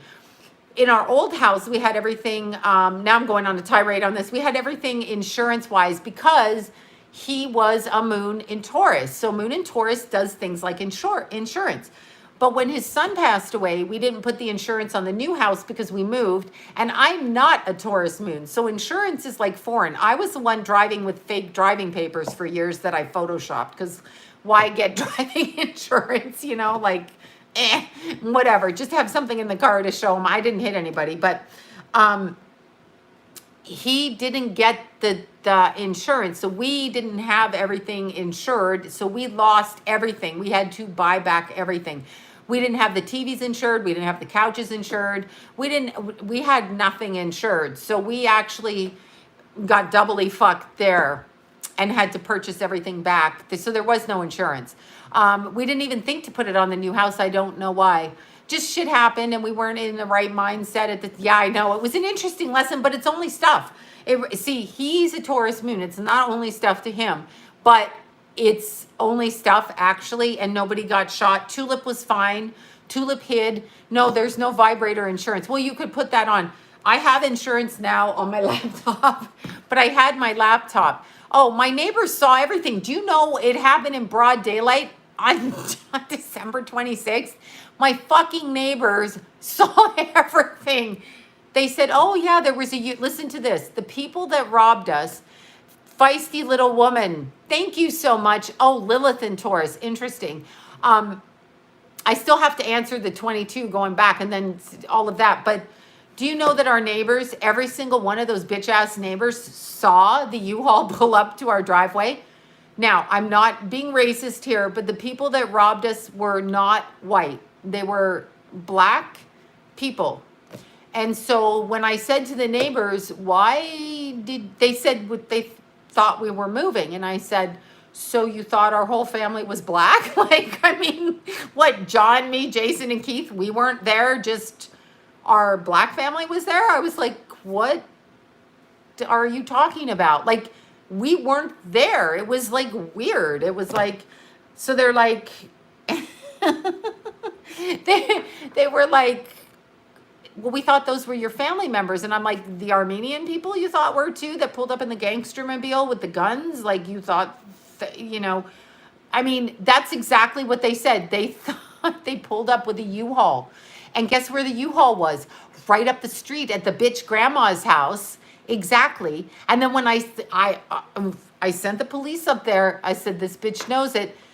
She still, till this day, looks at us all and then actually called the police and said, we were scaring her. I'm like, you fucking, your relatives, they literally U-Hauled it up and left and went back to Texas. Literally with our entire household. And I babysat that kid, that fucking little weird ass kid. I babysat that kid. I should have let him drown. He almost drowned in Venice when he was little, and I went in and got him only because I was babysitting him. But if I know what I know now, I would have let him drown. No, he was just little at the time, but not the point. I didn't know he was going to be such a psycho. Anyhow. Okay, Taurus Moon incarnation. Taurus Sun people come in with they come in with a karma of building. So it's a lifetime where they're building, whether they're building on relationships. It depends where your sun is placed. So where is your sun placed in your chart? Is it placed in the first house? Is it placed in the 12th house? Is it placed in the... No, I wouldn't let a fucking child drown. I said I should have after the prick robbed the house with a U-Haul. I shouldn't have saved him. Obviously, I didn't let him drown. He was alive. Let's be serious. It's a fucking play on words. Get a grip.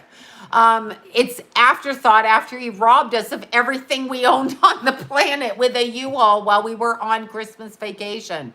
Hello, get a clue. Sarcasm. Jesus, people, get a clue. Yeah, I know. Well, she didn't understand, whoever said that. So I'm like, get a clue.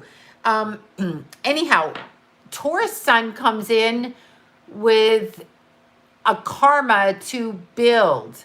Okay, so you have to build on it. A Taurus Sun person has to build. So maybe they're born into a family where they need to build relationships. So they have to build them like that.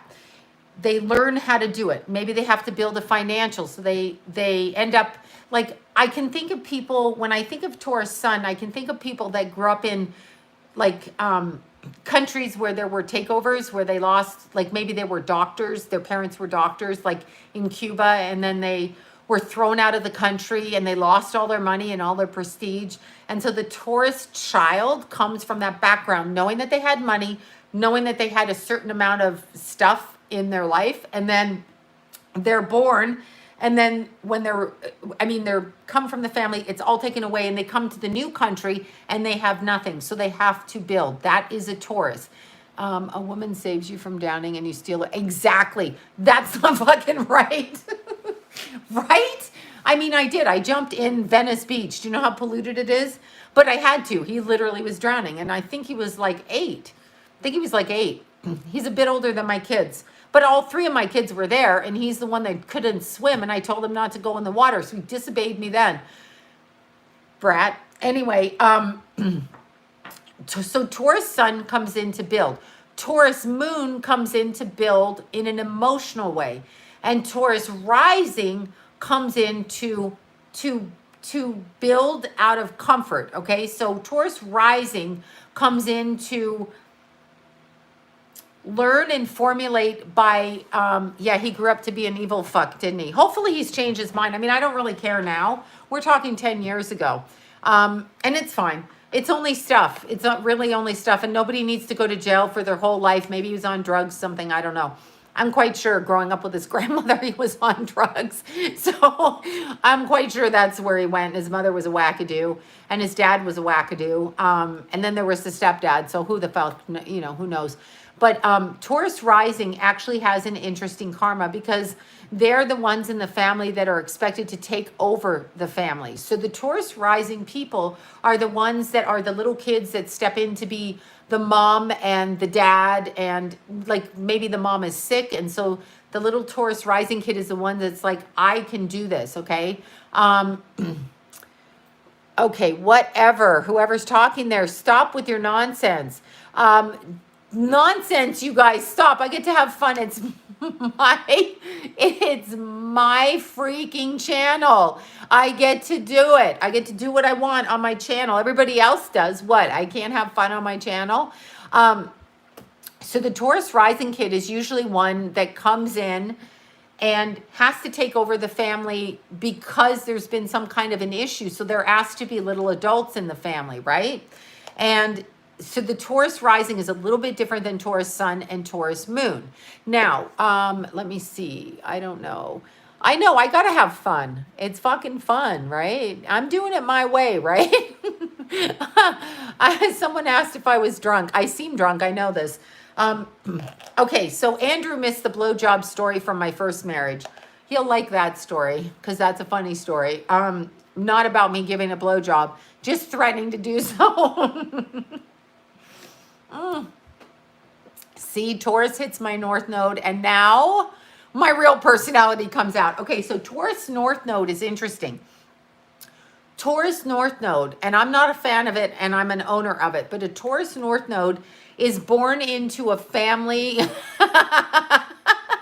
Andrew's like, I will replay it. I have fun. I'm only going to have fun in my life. Okay, that's it. I don't care. People go, oh, life is serious. I'm sorry, it's so not serious. We're all wearing masks and it's 100 degrees out. It's really not serious. But Taurus North Node comes into families where they have money. Okay, so they're born into some kind of money. It may not be huge money, but it's substantial money. They get, they have nice vacations, they have nice cars, they have things like this. They are thrown out of that life due to circumstances. Much like the Taurus rising has to be the adult, the Taurus North Node is born into stuff, but then doesn't get to keep the stuff because they either are thrown out of the family, something happens to the family, the money, the circumstance, the inheritance is removed from Taurus North Node. So then maybe Taurus North Node goes off and does a bunch of drugs because Taurus is very sensual. So if they like drugs, they'll do it. If they do this, whatever, they'll do stuff. Cake, they'll eat cake. They'll become 400 pounds. They'll do whatever. But the Taurus North Node then is left with this. In order to get what they want in life, they have to build it from the ground up. And it literally starts from a hole in the ground with no wood, no cement, and they have to do it. So Taurus North Node is about building. All Taurus is building. Lilith in Taurus is interesting. It really depends where it starts from, and there's a discrepancy. Like what house it's placed in, pardon me, not where it starts from, what house it's placed in. So Taurus, when it's placed in Lilith, is interesting because it goes against the idea of building, and there can be an expectation connected to it. And if they use that expectation to build, they will be disappointed, but it depends where it's placed, where it's the black moon, the dark moon, the shadow side of the moon. So it depends where it's placed when it's in Taurus. It will definitely cause problems, more so in the house that it's placed in, okay? So, wait, did you say 11th? What is X and 1? Is that 11? I'm like, don't do Roman numerals with me because I'm blind. I'm like, I can barely get English as it is. So if it's placed in the 11th house, that would have to do, let's see, Black Moon, Lilith, and Capricorn in the 6th. That's your work. That's your work. I have it placed in my 5th with my children in Capricorn, not in Taurus, but like that in Capricorn. But when it's placed in the 11th house, that can be a problem because that's going to be with your friends and your goals. So there has to be an understanding of the self before you end up doing that, like before you end up accomplishing it. There has to be, what's a good book for beginners, Astrologers? Oh my God, I said that. By Marion March. The Only Way to Learn Astrology by Marion March. And Joan McIvers. I believe it's an old out-of-print book, but there's a series of 5 books if you can find them online. They're very, very, very accurate. And I always say I'm finishing my beginner astrology book, which is in print in my drawer over there. Not in print, it's in type over there, and I have to retype. And yeah, anyway, but now my nails are short, so I should be able to do it. See, with the nails, I couldn't do it because I needed my long nails. Yeah. So anyway, the Taurus, wherever Taurus is placed, Estelle, I can see you. You're texting me. I don't know what happened. It just happened. And Kim Cattrall is Canadian. It's Canadian. Thank you, Barbara. That's not Barbara that had the vibrator party. Anyway, people with the name Barbara are good because they think like I do. It's a good thing. Anyway, I know. Well, she's Canadian. She's from Toronto. And in fact, I dated her cousin. She's a cousin. The hell was his name? Alan. He rode a motorbike. Complete alcoholic. Almost shot him in the foot. Different story. Not doing that story tonight. He was a friend of my friend Jeff. But he was Kim Cattrall's husband. He was a lawyer, cousin. And he was a lawyer She might be. But I met her in Toronto years ago, Vancouver Island. Okay. I know she's Canadian, Vancouver. I don't know why I thought Toronto, but her cousin Alan, that I dated when I was a teenager, who was a lawyer and had a motorbike and was a really bad alcoholic, never did his laundry. Hello, had to do his laundry for him. You're a fucking lawyer, do your own laundry. Anyway, it's just because I couldn't stand the mess. I'm like, I have to do the laundry and I must fold it. And it wasn't really dating, it was more like visiting. Oh, you lived on Vancouver Island. Okay, and she went to high school there. I wonder, was she born? Let's look and see if she was born in Vancouver. I believe you, she went to high school there. Oh, yeah, I remember you lived in Vancouver Island. Let's see. Let's look up Kim Cattrall.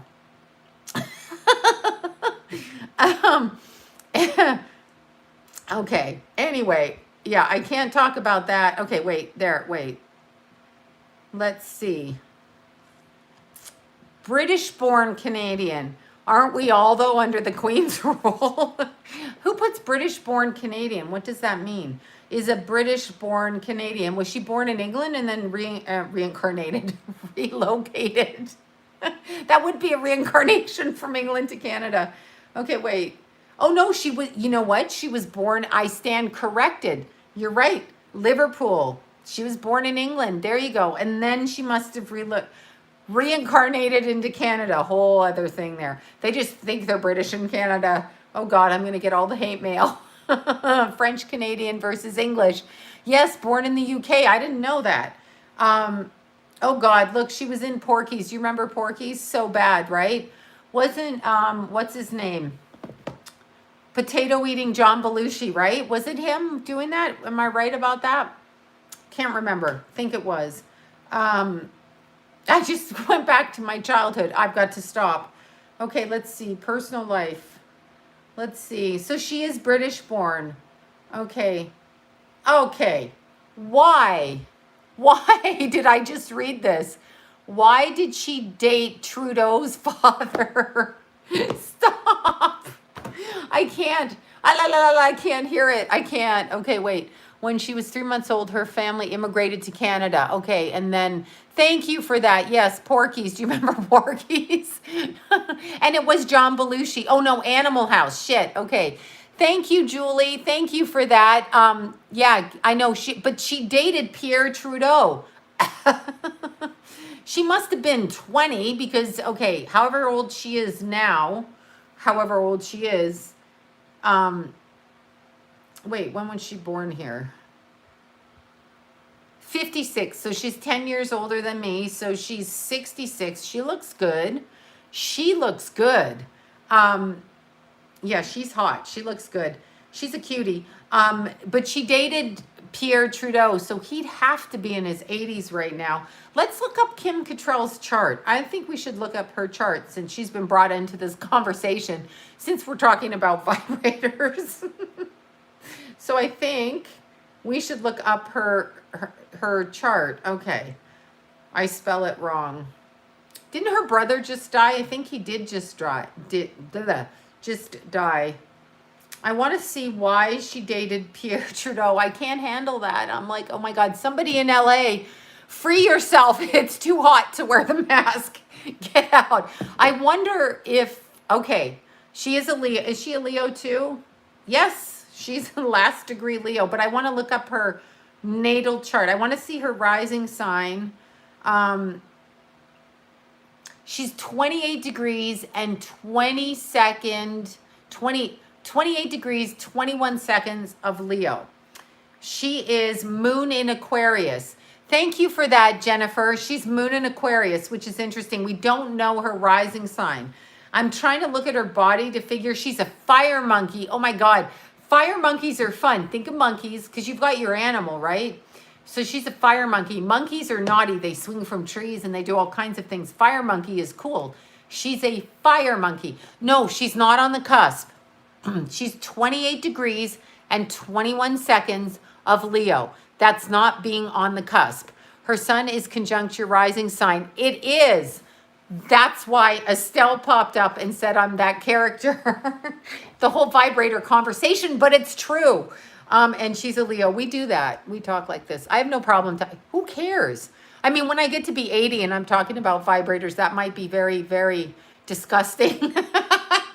But this was a true story. Okay, so she's 28 degrees, 21 seconds of Leo. People will say that's the cusp, but she's not on the cusp. She's the last degrees of Leo. So when somebody is born in those last degrees of Leo, they have to express that sign, okay? No, Chinese astrology, your animal figure, go online, put in your year of birth, and then put in Chinese astrology, and it will tell you. It will tell you your Chinese astrology. There's much more to Chinese astrology, but I just missed that, whatever up there. Anyway, she's Aquarius, but let's look at the other stuff in her full moon baby. Now, that's interesting. Now I know why she dated Pierre Trudeau. She's got Mars retrograde in Pisces. That explains so much. They've put it in her 12th house, but they put Aries on the ascendant. I could see that, but I don't think it's that. She kind of has, I don't know, I might put her with something like in Capricorn or Cancer on the ascendant, but I don't know that. I mean, I'm not sure I know that. She's got Venus in Cancer. Oh, that's what I'm seeing, Venus in Cancer. Anything in Cancer, Venus, Mars is, oh my God, Pierre Trudeau, just looking at that guy growing up just makes me want to stab myself. Yeah, Pierre Trudeau, look at his son. He's ruining our country. That guy wouldn't know a vibrator if it smacked him on the head. I'm talking about Justin Trudeau, and I mean that when I say that, okay? I fucking mean that. So sue me. I wonder if they're going to block this channel. Okay, Venus in Cancer. I have Venus in Cancer too. Anything with Venus or Mars in Cancer, okay? So Venus is the way a woman expresses herself. So she's looking for, a Venus in Cancer is looking for a man to, okay, how do I explain this?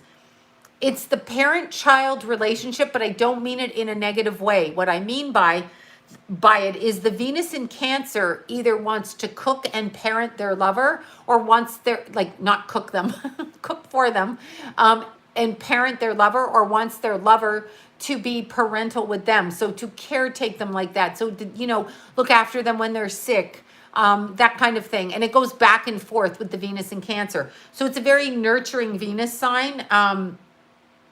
It's very much like that. Kim Cattrall, she's got, oh, there you go. Look at that shit.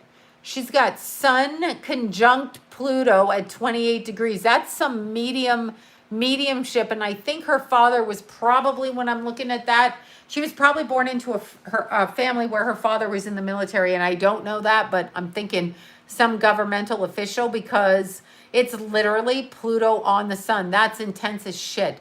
Intense. I'm not celebrity worshiping. You stop telling me how to be on my channel. I'm looking up the chart of a public person, and it's my fucking channel, and I can do what I want. You stop telling me what to do. How about that? Go fuck yourself. Okay, so anyway, Sun on Pluto, very interesting, because that gives it a scorpionic kind of influence there. So that's very interesting. She's got her Mercury in Virgo. Now, I see the Virgo in her chart, okay? I see the Virgo in her chart. I can see when she speaks like a Virgo. That is interesting. She's got Neptune in Libra. That's generational. And we have her North Nodes retrograde. We have Saturn in Scorpio. That makes a lot of sense for the character she played, but it's interesting. I've never looked her chart up before. And here's why I look up public people astrologically, because if I pulled up my grandmother's fucking chart, which, by the way, she wasn't in a show called Sex in the City, and freaking Estelle didn't mention my grandmother, she mentioned Kim Cattrall, so I thought I'd look the chart up. So this is why I look it up, because you guys know that chart. So there, let's see. My dad had Sun and North Node. Yeah, that's a nurturing thing. And Sun and North Node in Cancer is different. I love the monkeys. My Jason is a monkey. Love the monkeys. They swing from the trees, really. The monkeys, they're monkeys. You know, monkeys are fun animals. They're like totally fun. Monkeys are fun, right? But North Node in Cancer is looking for the family. So they usually come from a family where they've been separated from a family. through war, through circumstances, through whatever. They can actually be that. Saturn in Scorpio. Oh, that's right, Andrew. You got Saturn in Scorpio. Kim has Saturn in Scorpio. Saturn in Scorpio is interesting because it's the karma around the experience of all things metaphysical, all things sexual, all things transformative, all things undercurrent, all of the energies that are not overtly obvious. So Saturn in Scorpio is coming in with a lot of those aspects. And it can be anything from dealing with how to transform financially, how to transform sexually, which is reproductive and all of those things, and how to transform with energy, just the energy that goes underneath, undercurrent like that. Very interesting. Depends on where it's placed and depends on the aspects to your Saturn, of course. So it can definitely be like that. So that was a fun dalliance into that. So we dallianced that way. Yeah, Venus in Pisces, Venus, what did I say was in Pisces? Now I gotta look that up. Gonna make me crazy. Something was in Pisces there. Mars was in Pisces. So and it was retrograde, meaning she was doing a do-over with the men in her life. And I don't know if she's had many men or not, or what. I'm sure she has. What I mean by that is I don't know if she's had, like, what her issues are with men or not, but she's got them. She dated Pierre Trudeau. I don't even know what that means. Yeah, Mars in Pisces. Should Mars in Pisces retrograde. Okay, thank you for that. Wait, I want to hear what they need a button for up here. They need a button so we can hit it for Sloan. Still can't stop laughing. Okay, yeah, I know, right? Thank you for that. It's true. Look, my voice. When my family sees this video, I'm going to get the worst texts. I'm going to get the text like, why do you talk? Like, people just don't understand why I say what I say. You know why? Because why not? Because why not? Why should I not? I'm not going to be repressed. I'm just not going to be repressed. As if I was ever repressed, but I'm just not going to be. I tried to be good when my kids were little, but as teenagers, it's not like they're out not doing stuff. I know, I can't. Exactly. Why not? I just can't. Whatever. No, they're going to be embarrassed by me, I'm sure. North Node in Cancer and being adopted. Yeah, that's exactly right. Well, Cancer is the most adopted, abandoned, and orphaned sign in the zodiac. So Cancers come in with abandonment issues. And the more Cancer in the chart, and the more, I love Amazing Polly. I love, oh my God, the Dollar Vigilante. I just about forgot it right now. I was talking about those two on my Facebook. I love them both.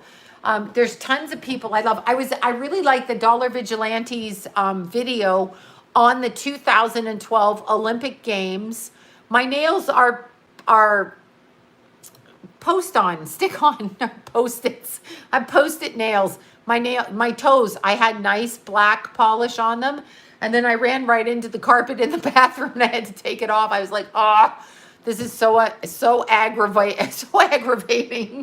I literally ran and then I was like, oh shit, I didn't put my sandals on. So these are press on. These, I couldn't find other colors, but these are Kiss nails. And Lila told me a secret. So I've been putting them on and I gave her all my old black ones, right?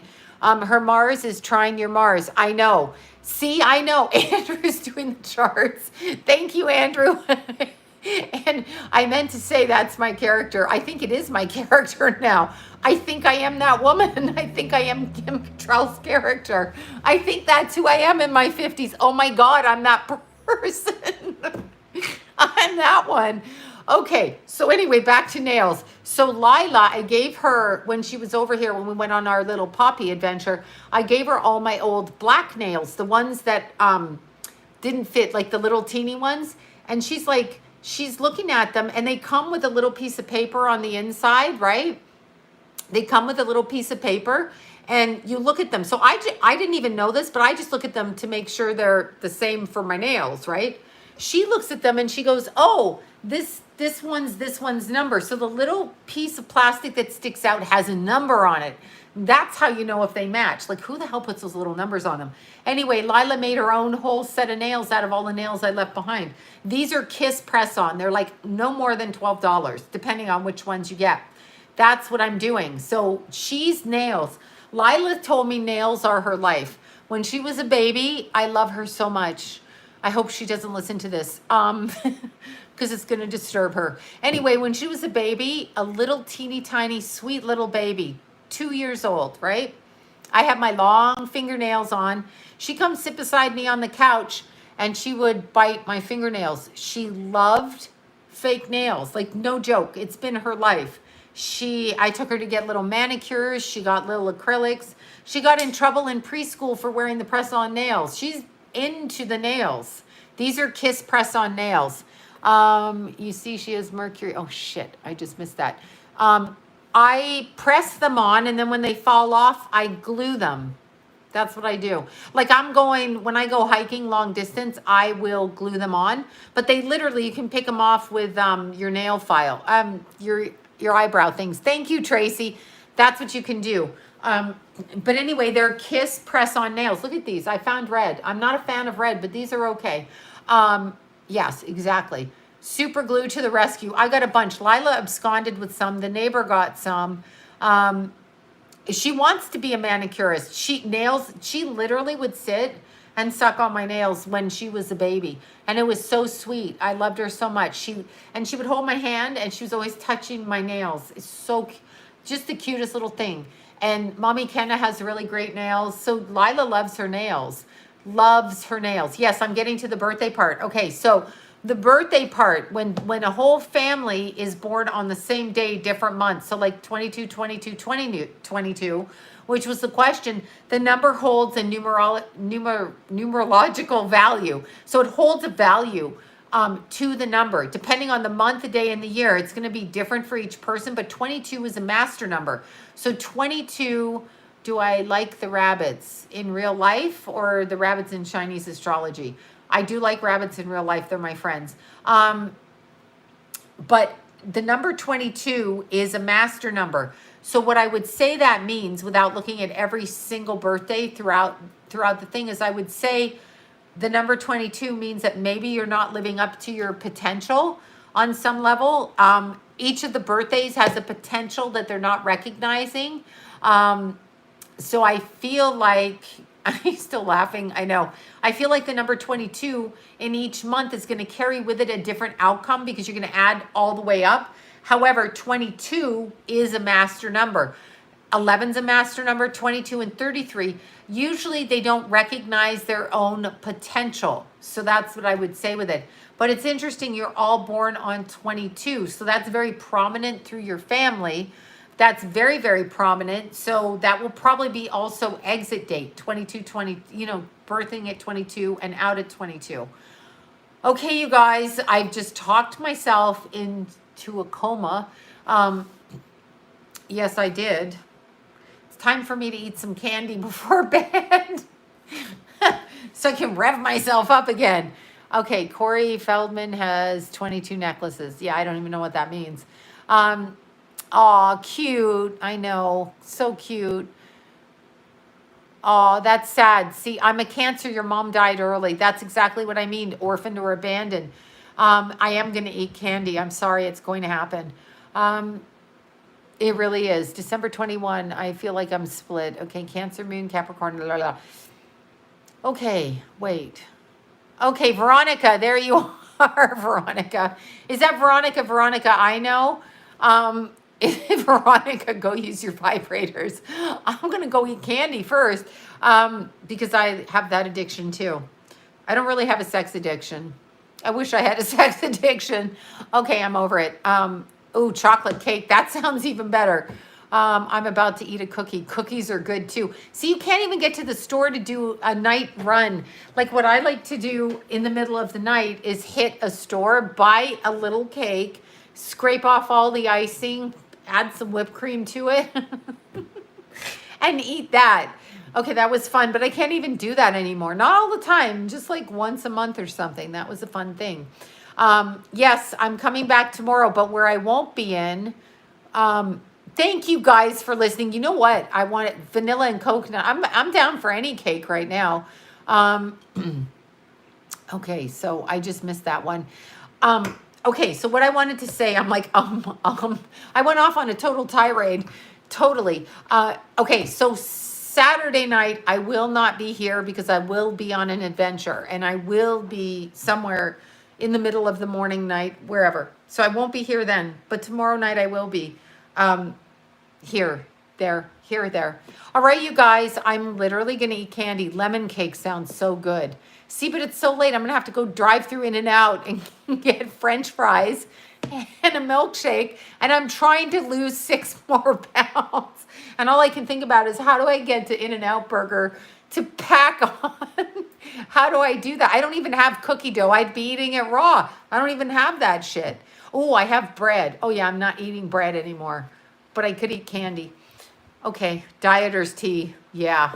There's not enough dieter's tea in the world to get rid of In-N-Out. All right, I'm over it. Okay, you guys, bye. I will talk to you soon. I just talked myself into, please forgive my stories, but it's just who I am and I don't know why that happened. Okay, there you go. Bye, you guys. See you later. I'm going to find candy. Bye, Estelle and Carol over there. I'm really not drunk. Bye. I should be, but I'm not. Bye, you guys.